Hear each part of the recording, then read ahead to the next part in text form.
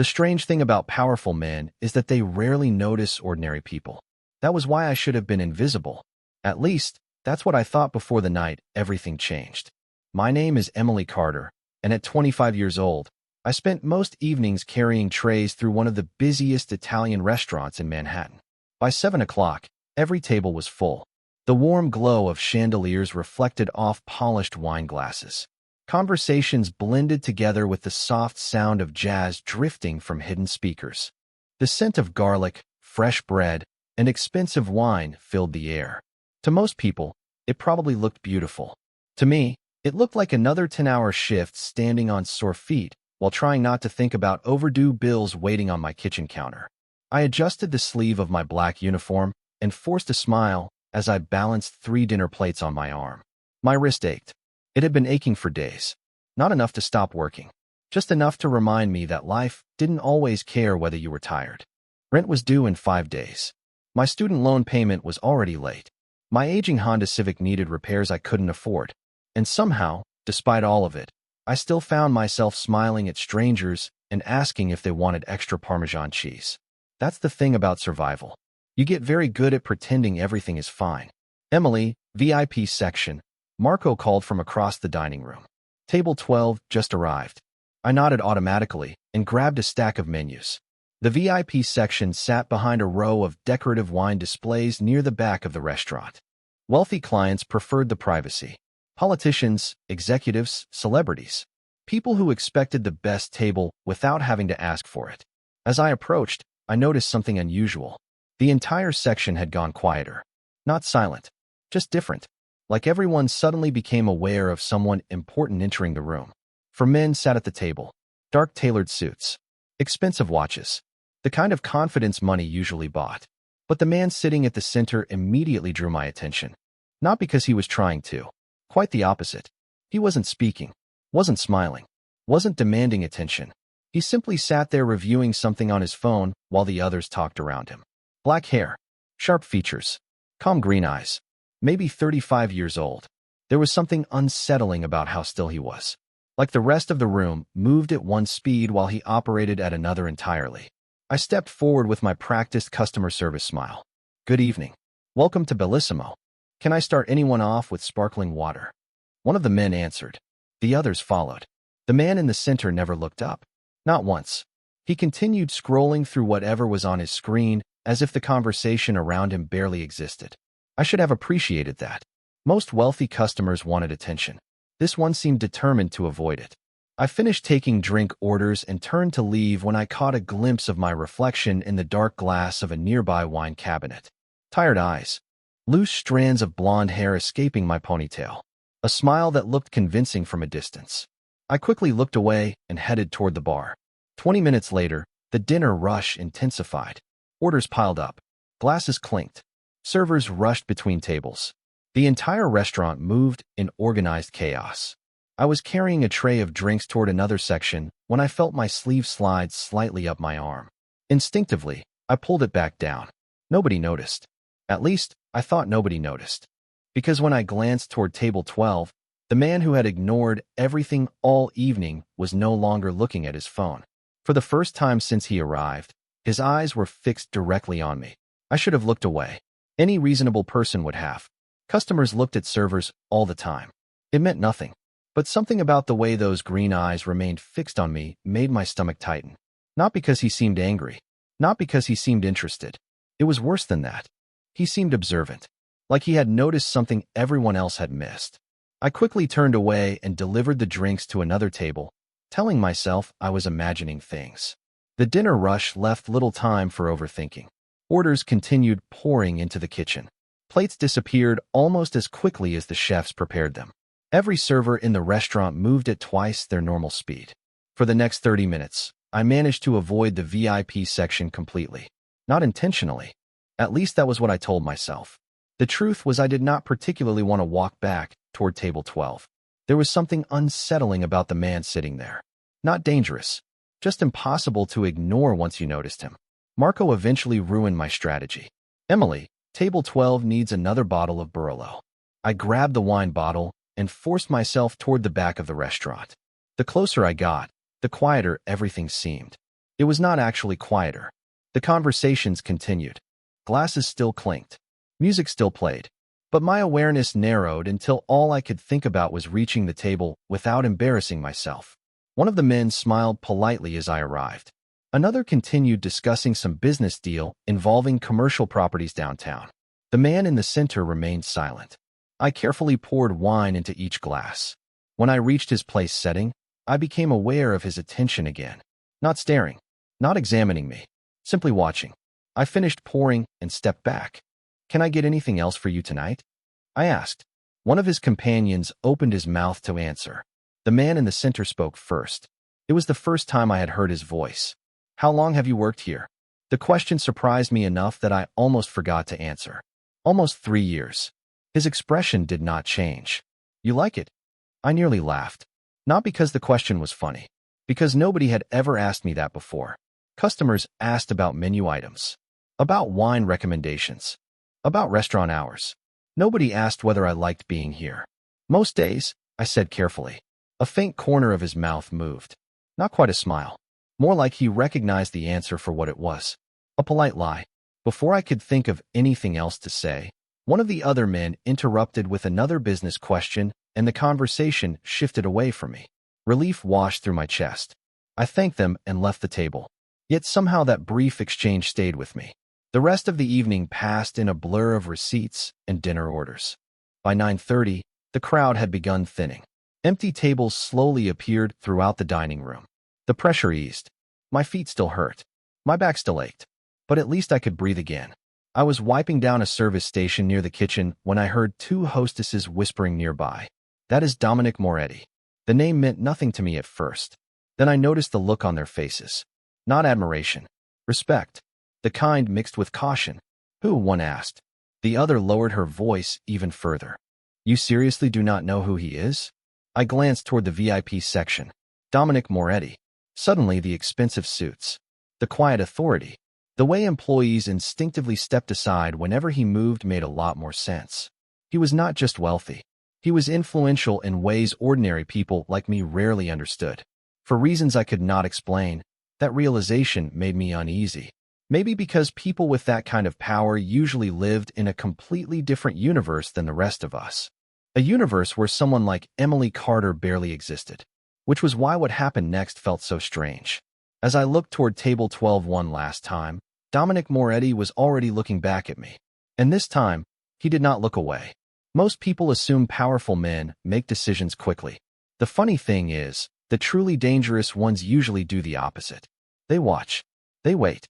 They learn things nobody else notices. I tried convincing myself that Dominic Moretti looking at me twice in one night meant absolutely nothing. By the time the restaurant closed, I had almost succeeded. Almost. The last customers left around 10:30. Chairs were flipped onto tables.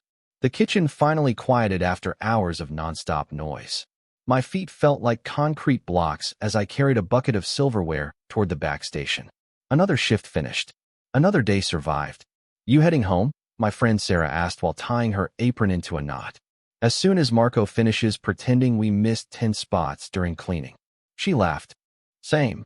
Normally we walk to the subway together." Tonight, she had already arranged a ride with her brother. 20 minutes later, I stepped outside alone. Cool Manhattan air brushed against my face. The streets glistened beneath streetlights after a brief evening drizzle. Traffic hummed somewhere in the distance. For the first time all day, everything felt quiet.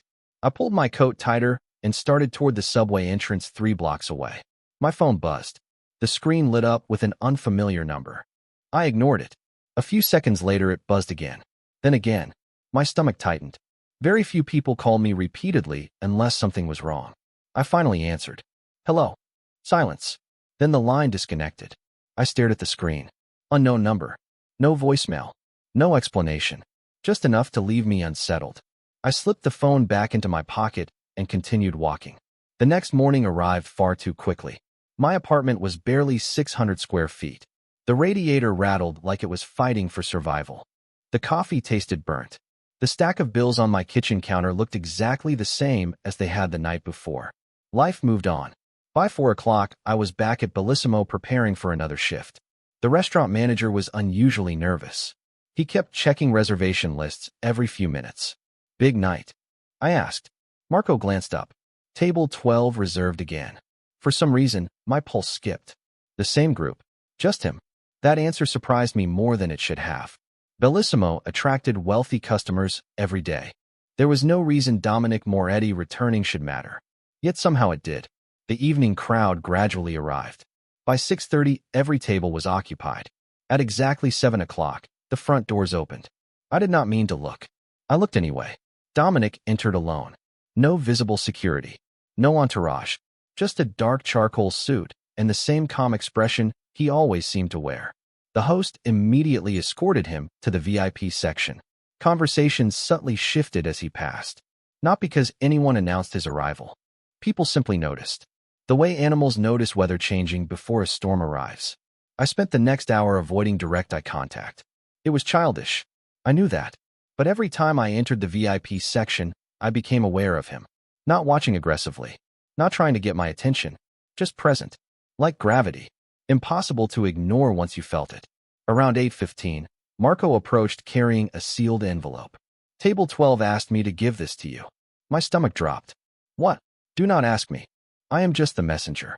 He handed it over and walked away before I could stop him. The envelope was plain white. No name. No markings. I stared at it for several seconds before carefully opening the flap. Inside was a single folded note. For words written in neat handwriting. Are you doing okay? I read the sentence twice. Then a third time. No phone number. No signature. No explanation. Just a question. Somehow that simple question unsettled me more than anything else that had happened since meeting Dominic Moretti. Because nobody had asked me that in a very long time. For several seconds I simply stared at the note. Around me, the restaurant continued moving exactly as it always had. Plates clattered. Customers laughed.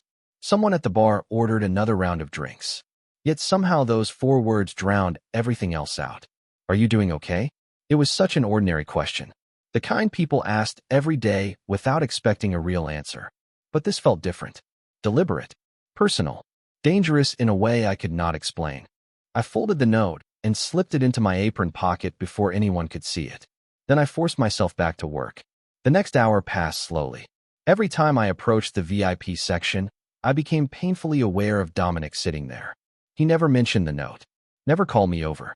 Never attempted another conversation. If anything, he seemed less interested than before, which somehow made me think about him even more. By 9 o'clock, the restaurant was packed. A convention had brought dozens of extra customers into the city, and Bellissimo was one of the few places still accepting reservations. Every table was occupied. The kitchen was running behind schedule. Marco looked like he was one delayed order away from a nervous breakdown. I had just delivered a tray of appetizers when the front doors opened again. The moment I saw him, my stomach sank. Jason Reed. Some memories arrive quietly. Others feel like stepping on broken glass. Jason belonged firmly in the second category. He looked almost exactly the same as the last time I had seen him 6 months earlier. Expensive haircut. Designer jacket. Perfect smile. The kind of smile that appeared charming until you knew the person wearing it. Beside him stood a woman I had never seen before. Tall. Elegant. Beautiful. She laughed at something he said as the hostess guided them toward the dining room. I immediately turned away. Maybe he would not notice me. Maybe he would eat dinner and leave. Maybe the universe would grant me one small favor. Then I heard my name. Emily. Every muscle in my body tightened. Slowly, I turned around. Jason was already walking toward me. His date remained near the entrance looking confused. Wow, he said with a grin. I almost did not recognize you. I forced a professional smile. Good evening. Welcome to Bellissimo. His grin widened. Still working here? Can I help you find your table? I asked. You always did that. Did what? Pretend everything was fine when it was not. I felt heat rise into my face. The conversation was drawing attention from nearby guests. A few people glanced in our direction before returning to their meals. Your table is this way, I said calmly. We can discuss menu options once you are seated. Jason laughed softly. You really have become good at avoiding questions. Before I could answer, Marco appeared from nowhere like a guardian angel wearing an overpriced necktie. Sir, right this way. Jason gave me one last look before following him through the dining room. Relief washed over me. Temporary relief. Because deep down I already knew this was not over. Some people leave your life. Others leave fingerprints on your memories. Jason belonged to the second group. I spent the next 30 minutes trying to focus on work. Orders, refills, receipts, anything except the growing sense of dread in my chest. Then I noticed something strange. Dominic Moretti was no longer looking at his dinner. He was watching the table where Jason had been seated. And for the first time since I met him, the calm expression on his face had disappeared. The feeling in my chest kept getting worse. Not fear exactly. More like the certainty that something unpleasant was moving toward me, and there was nothing I could do to stop it. For the next 20 minutes, I avoided Jason's section as much as possible. Other servers handled most of his table while I focused on the opposite side of the restaurant. It should have worked. It almost did. Then Marco appeared beside me carrying a tray. Table 21 asked for you specifically. My stomach dropped. Please tell me somebody else can take it. He looked exhausted. Emily, we are short 2 servers tonight. I closed my eyes for a second. Then I nodded. Fine. The dining room felt warmer as I approached Jason's table. His date was scrolling through her phone. Half-finished meals sat between them. Jason leaned back in his chair with the relaxed confidence of someone who believed the world existed for his entertainment. The moment he saw me, he smiled. Not a kind smile. A familiar one. The kind that always made me want to leave the room. There she is, he said. I was starting to think you were avoiding me. Can I get you anything else tonight? I asked. Professional. Polite. Distant. Actually, yes. He folded his hands together. Sit down for a minute. Several nearby guests glanced over. I forced a smile. I am working. You always work too much. His date looked uncomfortable now. She glanced between us as if trying to understand the situation. Jason, she said quietly. Maybe let her do her job. He ignored her completely. You know, he continued, looking at me.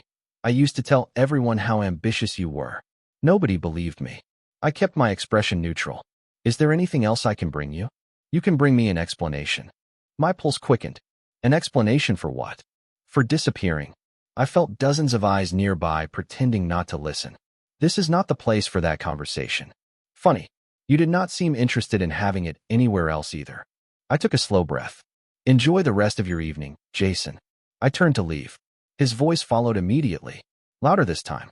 You think you are better than everyone now? Conversations nearby began fading. People noticed raised voices in expensive restaurants. Jason. The warning came from his date. Stop. He laughed. No, I am serious. I continued walking. Then I heard a chair scrape across the floor behind me. The sound made me freeze. Emily. I did not turn around. Look at me when I am talking to you. Every instinct told me to keep moving. To disappear into the kitchen. To avoid a scene. Before I could take another step, he moved in front of me. The dining room suddenly felt impossibly quiet. Jason, I said carefully. Move. Instead of listening, he shook his head. Frustration flashed across his face. The next moment happened so quickly that my mind struggled to process it. A sharp sting. A collective gasp from somewhere nearby. A tray slipping from my fingers. Crystal glasses striking the floor and scattering across polished tile. Then silence. Complete silence. It felt as if every conversation in the restaurant stopped at exactly the same moment. Nobody moved. Nobody spoke. I stood frozen, staring at shattered glass glittering beneath the lights. Heat rushed into my face. Embarrassment. Shock. Disbelief. Jason looked suddenly aware of the hundreds of eyes around him. His confidence flickered. Just for a second. Then I heard another sound. A wine glass being set carefully onto a table. Soft. Controlled. Precise. Somehow that quiet sound carried farther than the crash of broken crystal. Slowly, I looked toward the VIP section. Dominic Moretti had risen from his chair, and every person in the restaurant was watching him. For a moment, nobody seemed to breathe. The entire restaurant stood suspended between 1 second and the next. I could hear the faint hum of the air conditioning, the distant clink of a dish somewhere in the kitchen, the rapid pounding of my own heartbeat. Dominic did not rush forward. He did not raise his voice. He did not look angry. Somehow that made the situation feel even more serious. He simply adjusted the cuff of his suit jacket and began walking across the dining room. Every step was calm, measured, unhurried, yet people instinctively moved aside before he reached them. I watched him approach through a haze of embarrassment and disbelief. Part of me wanted to disappear. Another part wanted someone to say something. Anyone. Instead, The room remained silent. Jason tried forcing a laugh. It sounded weak. Uncertain. "This has nothing to do with you," he said as Dominic stopped a few feet away. Dominic looked at him for several seconds before answering. "You are correct." His voice was quiet, controlled. "It has everything to do with her." Nobody moved. Jason glanced around, as if searching for support from the crowd. He found none. Even his date looked horrified. Dominic shifted his attention toward me. For the briefest moment, the cold authority I had seen all week disappeared. "Are you all right?" The question hit harder than I expected. Not because of what had happened, because it was the second time he had asked. First through a note. Now in front of an entire room full of strangers. I swallowed and nodded once. "I am fine." He studied my face for a second as though deciding whether he believed me. Then he turned back toward Jason. "You should apologize." Jason blinked. "Excuse me." "You should apologize." His tone never changed. The calmness in his voice seemed to unsettle Jason more than shouting ever could. "This is ridiculous," Jason said. "She is my ex-girlfriend. This is a personal matter." Dominic's expression remained unreadable. A personal matter would have remained private. The silence deepened.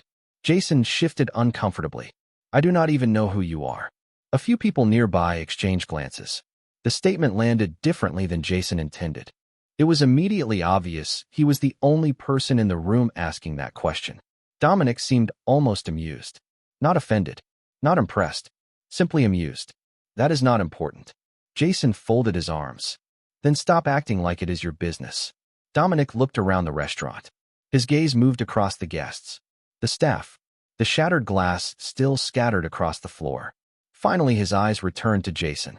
"When someone chooses to humiliate another person in public," he said quietly, "they make it everyone's business." The words settled over the room. Nobody argued. Nobody interrupted. Jason's confidence continued fading. I could see it happening in real time. He had expected a confrontation, maybe even an argument. What he had not expected was complete control. Dominic never raised his voice, never stepped closer, never appeared emotional. Yet somehow the entire room seemed to orbit around him. Even Marco stood frozen beside the hostess station. Jason looked toward the exit for a split second. Dominic noticed. Of course he noticed. He seemed to notice everything. "Apologize," Dominic repeated. This time the request sounded less like a suggestion. Jason hesitated. Then, finally, he looked at me. His expression carried frustration, pride, reluctance. But beneath all of it sat something new. Uncertainty. "Emily," he said, "I am sorry." The words sounded forced, incomplete, yet hearing them still felt strange. I stared at him for several seconds before quietly nodding. "Thank you." Dominic watched the exchange without comment. Then he looked toward Marco. "Please add the cost of every damaged item to my bill." Marco immediately shook his head. "Sir, that is not necessary." "I know." Dominic's eyes briefly found mine again. "Do it anyway." And somehow, in that moment, I realized the night was far from over. The restaurant never truly recovered that night. Conversations eventually returned. Meals continued. New customers arrived without knowing what had happened 20 minutes earlier.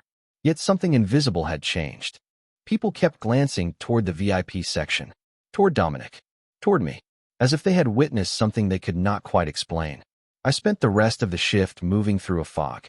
My hands continued working automatically, refilling glasses, delivering checks, clearing tables. But my thoughts stayed trapped in that moment. The apology, the silence, the way Dominic had somehow controlled an entire room without raising his voice. Near closing time, Jason and his date left. He avoided looking at me as he passed through the dining room. The woman beside him looked embarrassed. I almost felt sorry for her. Almost.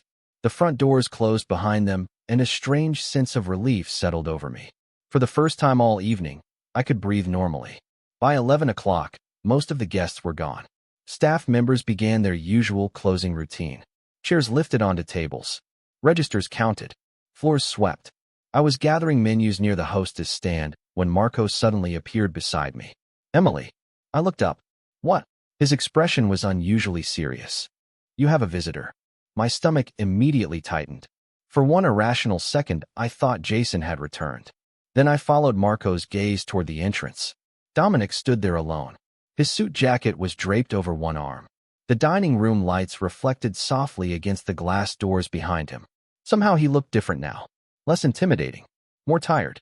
Like carrying responsibility all day weighed on him the same way carrying trays weighed on me. "I can leave if this is a bad time," he said. I blinked. The statement surprised me almost as much as the note had. Powerful men were not supposed to ask permission. They usually expected it. "No," I said quietly. "It is fine." Marco vanished so quickly it was obvious he wanted no part of the conversation. Dominic glanced around the nearly empty restaurant. Long night. I laughed softly despite myself. That is one way to describe it. For a moment, neither of us spoke.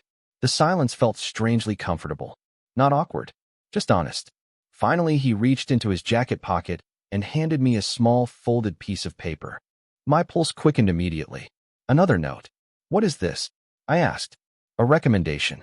I unfolded it carefully. It contained the name of a community college scholarship program and the phone number of a financial aid director. My eyes widened.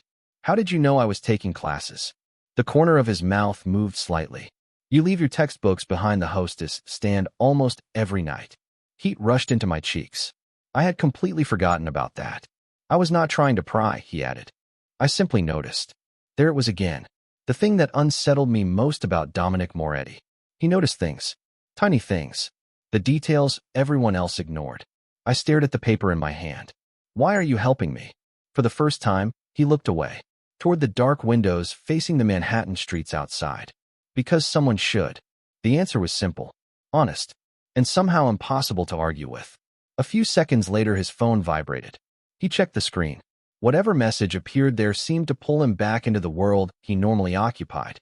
The distant world of meetings and responsibilities and influence I could barely imagine. He slipped the phone away and nodded toward the door. "Good night, Emily." "Good night." He turned and walked outside. I stood there watching through the glass as a black SUV pulled quietly to the curb. The driver opened the rear door. Dominic climbed inside. Seconds later, the vehicle disappeared into Manhattan traffic. I looked down at the scholarship information still resting in my hand. Then I remembered something that made my stomach tighten all over again. Earlier that night, Jason had left embarrassed. Dominic had left respected.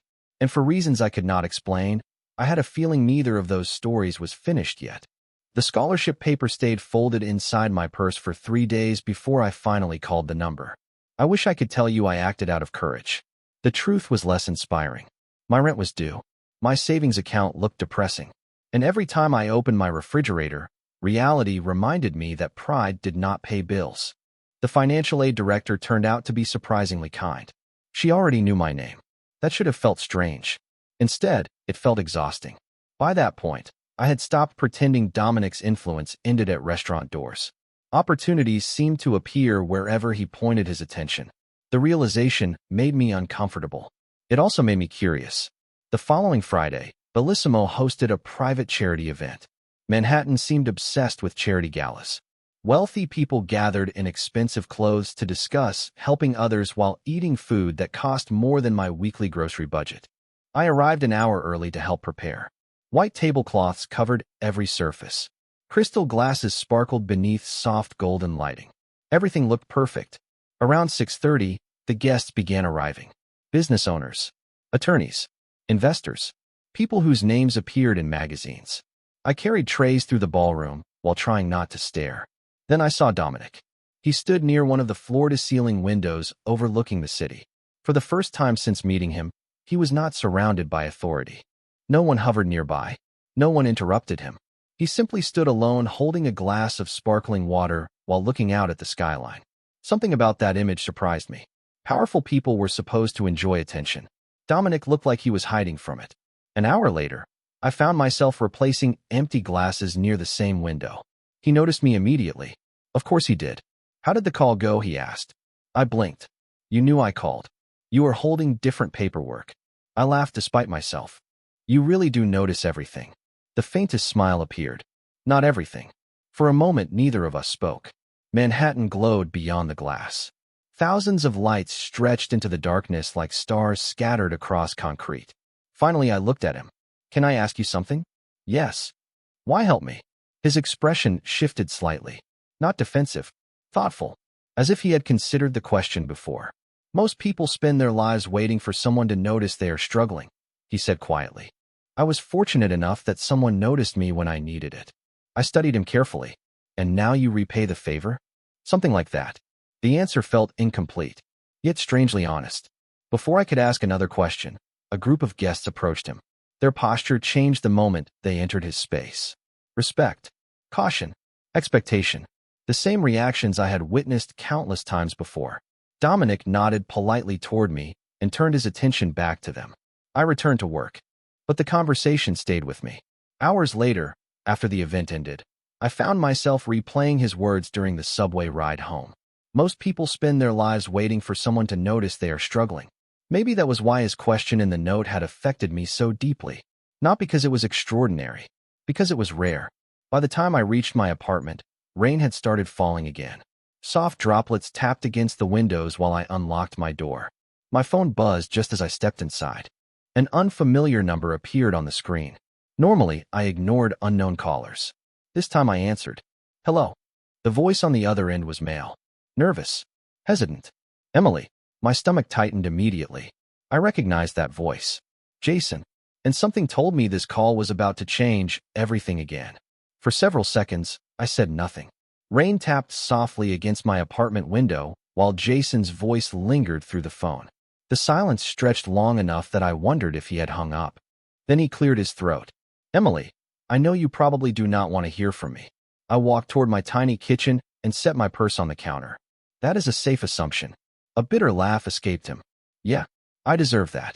The strange thing was that he sounded different. Not angry, not defensive, just tired. I had never heard Jason sound tired before. He had always carried himself like the smartest person in every room. The most confident. The most important. Tonight, none of that was there. Why are you calling? I asked. He hesitated. Because I owe you an apology. I closed my eyes. You already apologized. Not really. More silence. What I said that night was not enough. I leaned against the counter. Part of me wanted to end the call. Another part wanted to hear what came next. Then say what you called to say. I heard him take a breath. I spent 6 months blaming you for everything after we broke up. It was easier than admitting I was the problem. The word surprised me. Jason had never been good at admitting mistakes. I embarrassed you. I treated you badly. And I kept telling myself I was justified. Rain continued tapping against the glass. Somewhere down the hall, a neighbor's television played faintly through the wall. Ordinary sounds. Ordinary life. Yet the conversation felt strangely significant. What changed? I asked quietly. Another pause. Honestly, yes. Watching how everyone looked at me that night. His voice dropped. And watching how they looked at you. I said nothing. You were standing there trying to do your job. And I made myself the center of the room. He exhaled slowly. I hated realizing that. For the first time since answering the phone, I believed him. Not because his apology was perfect. Because it sounded uncomfortable. Real apologies usually do. Thank you, I said. I appreciate that. The line went quiet again. Then he surprised me one final time. Emily, what? Do not let people convince you that being kind makes you weak. My eyebrows lifted. That was not the advice I expected from Jason Reed. Goodbye, Emily. Goodbye, Jason. The call ended. I stood there staring at my phone for several seconds. Then I placed it on the counter and looked out at the rain-covered city. Something inside me felt lighter. Not healed. Not fixed. Just lighter. The following week moved quickly. Classes. Work. Bills. Life. The scholarship program approved my application. My tuition burden dropped enough that I could finally breathe again. Bellissimo remained busy as always. Customers came and went. Seasons slowly shifted. Manhattan continued racing forward. Yet one thing changed. Dominic stopped coming every night. Sometimes a week passed without seeing him.